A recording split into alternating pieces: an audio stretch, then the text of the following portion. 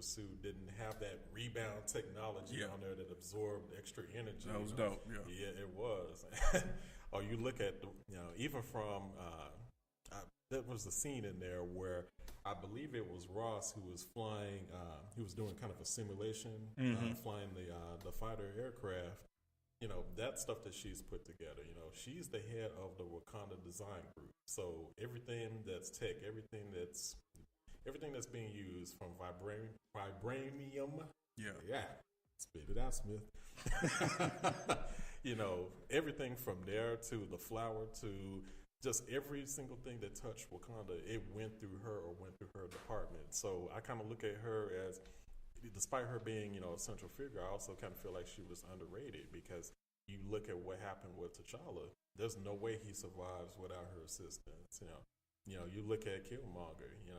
To a degree, part of the reason he was able to survive and become king is because of some of her technology. Yeah. If you look at it from that standpoint, you look at the support that she was able to offer to the general and to the army, and so many different things that she was doing, even when she was helping Nakia. Everything kind of flowed through her, either directly or indirectly. So I look at her, almost on the same level as T'Challa or Killmonger, and just in terms of importance to the film. Yeah, she definitely did. And one thing too that I really enjoyed about her too as well. Again, it's one of those aspects we were talking about earlier with the female empowerment. She is a young lady, and she's the technology mastermind behind this single nation. And so she kind of brought it to the forefront, and she's going to do some spectacular things. And she had a little comic relief going, and this is played by Letitia Wright. So she was a dope little character. And again, not saying I read ahead or anything like that, but I think in films to come, she's going to play a much bigger role. And again, I don't know much about comics either, but I think it's even been acknowledged that she's the smartest person in the universe, even smarter than Tony Stark or any other character for that matter. So it'll be very interesting to see if she has a future role working with Tony Stark or even doing something when it comes to the Alliance. And again, I don't know a whole lot about it, but I will say this. I think that we haven't seen the last of her. I think she's going to have an even more significant role in future films, maybe even Infinity War. You never know, and I'm looking forward to it. But I'll even say this about Shuri because I think it was very important for young women, especially young women of color, to see a teenager, to see a young girl like that actually be that active in the scientific field, in the STEM field, because we talk about things like Black Girls Code, and we talk about some of these other initiatives for young women, just to get them involved in the sciences. I think that was an excellent character for these young girls and these young women to see, because it showed them, yes, we can do this. Yes, we can take this next step. Yes, we can have a significant impact, not just in the laboratory, but also in the world. Yeah. So that's why I think ultimately she was my favorite character, because she did all of the behind the scenes stuff. She was kind of like the maestro behind all of this. Yes, T'Challa, yes, Killmonger, but at the end of the day, I don't think either one of those characters survives without her influence. Okay. Now, kind of going along with, we speaking a lot of futuristic terms about this franchise. What do you see next for this franchise as a whole? I think I again, when it comes to the comic book world, I have no idea beyond Infinity Wars. But I do think that the Black Panther franchise in general, I think we'll see a second and possibly even a third version of this, because the story is ongoing.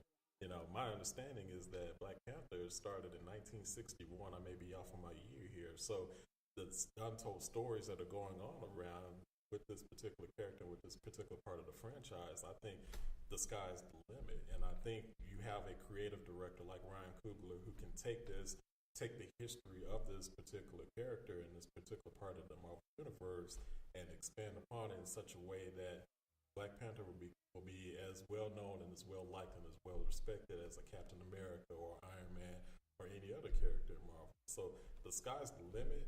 I just think, more than anything else, I think this movie has also proven that, just from an audience standpoint, it will get a lot of support.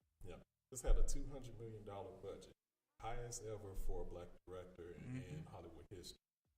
this movie is on its way to making $1 billion, possibly by the end of March, possibly even sooner than that. I believe it was already at like $490 million after a week. Yeah. So you look at this. This may be a $2 or $3 billion film when it's all said and done. So I think because of that commercial success, that critical success, now the opportunities are endless. It wouldn't surprise me if Ryan Coogler gets a $500 million budget for Black Panther 2 coming down the road. So there's a lot, and I'm looking forward to it because he stays true to the Marvel universe. He stays true to the comic. He stays true to that storyline, and because of that, there's a tremendous level of respect he's earned with comic. So I think the future is bright. I agree, and Ryan Coogler would definitely be one of the reasons why this franchise will continue to go and achieve more success than it already has, because I just couldn't believe this was his third film. Mm-hmm. He did Creed, yes. Fruitvale Station. Yes. Of course, Michael B. Jordan was in both of those, and and he's in this one as well. So they have a great working relationship. But just listen to some of the interviews I've heard when he's conducted town halls and just hearing him talk.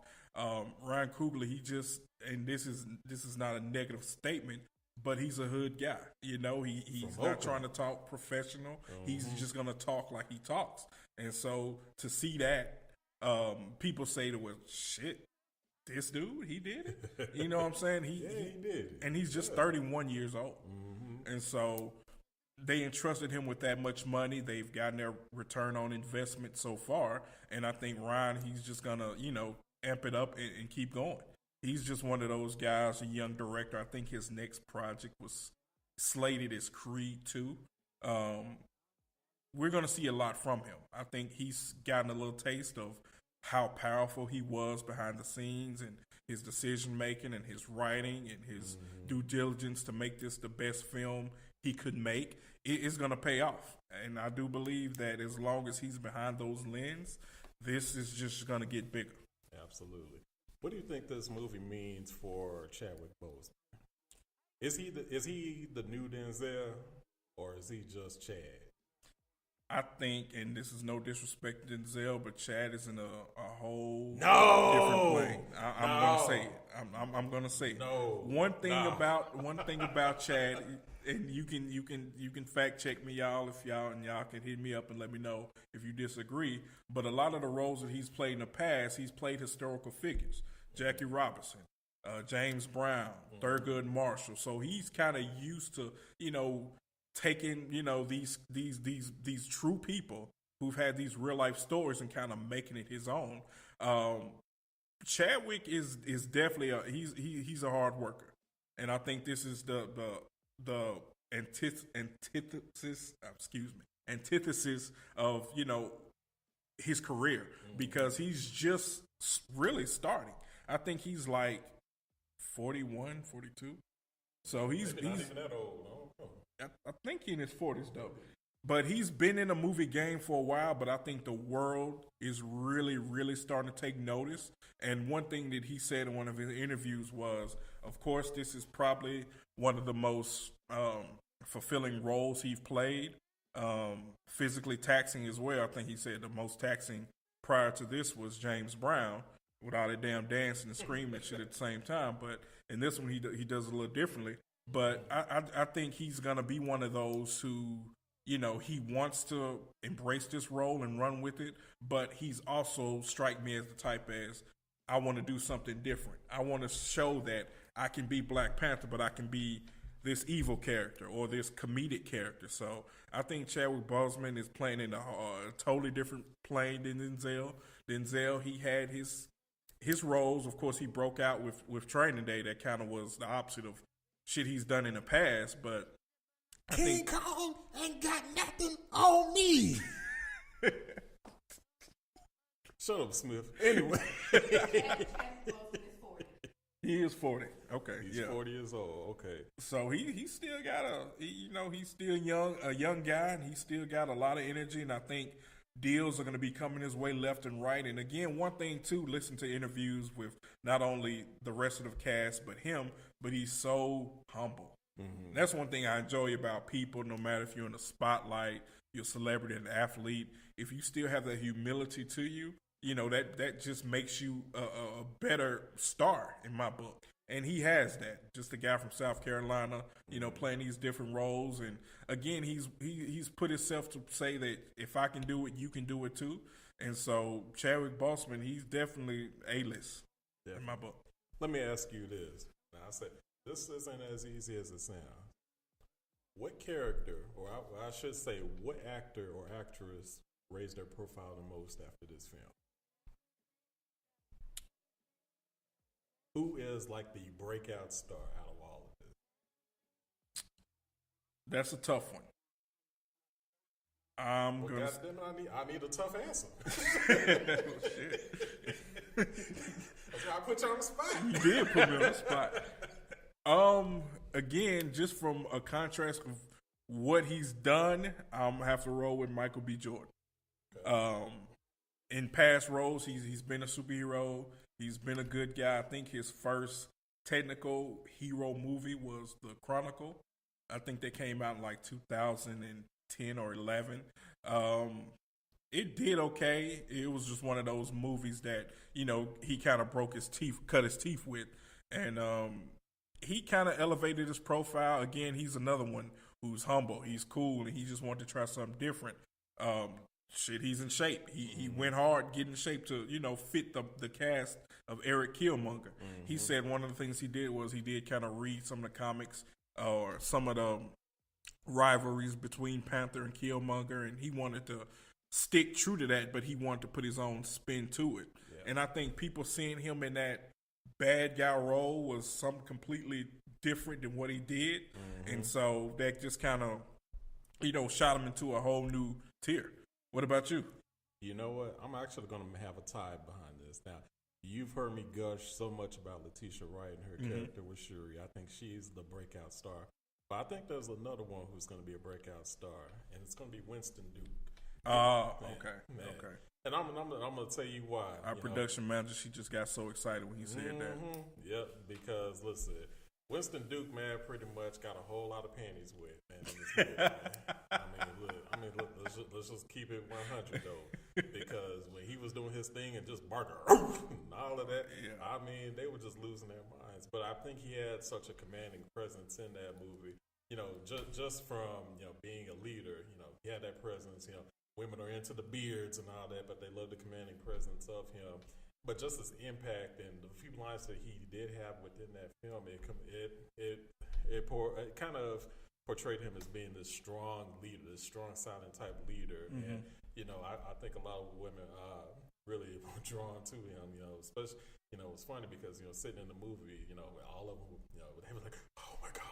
They were doing all that. Folks was raising their hands to glory and everything else. So I think for the women, that was kind of like the breakout star. But I think, just like I had explained earlier, I think Letitia Wright, her character, the strength, and the way that she really attacked that role, I think that really has raised her profile because, even she's 25 years old, but she's playing a 16-year-old, and she's playing the smartest, pretty much the smartest person on the face of the earth. I mean, we're just being honest about it. But when you listen to her talk in interviews, and you hear her, she's almost like Chadwick Boseman. Very humble. She's a world traveler, very well educated, humble. She's a big believer in God. She talks about her faith quite a bit as well. So I think she understands the impact of this role.